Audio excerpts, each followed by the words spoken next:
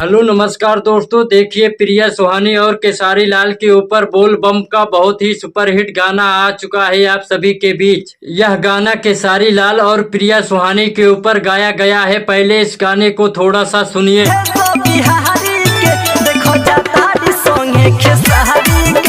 देखिए दोस्तों, यह लड़का केसारी लाल और प्रिया सुहानी के ऊपर इतना बेहतरीन गाना गाया जो काफी तेजी से वायरल हो रहा है इस समय सोशल मीडिया पर। चलो दोस्तों, इस गाने के बारे में बात करते हैं जो केसारी लाल और प्रिया सुहानी के ऊपर गाया गया है। दोस्तों, इस गाने का टाइटल है देवघर जाए, केसारी लाल के संग प्रिया सुहानी। देखिए दोस्तों, यह काफी सुपरहिट भक्ति गाना है। दोस्तों, इस गाने के सिंगर की बात की जाए तो बेबी यादव ने गाया है इस गाने को। क्या बेहतरीन गाना गाया है बेबी यादव ने। केसारी लाल और प्रिया सुहानी के इस गाने के राइटर भी बेबी यादव जी हैं। बेबी यादव ने क्या सुपरहिट गाना लिखा है भोजपुरी इंडस्ट्री में, और इस गाने के म्यूजिक विकेश भोजपुरी ने दिया है। अगर वीडियो अच्छा लगा वीडियो को लाइक और चैनल को सब्सक्राइब जरूर करें।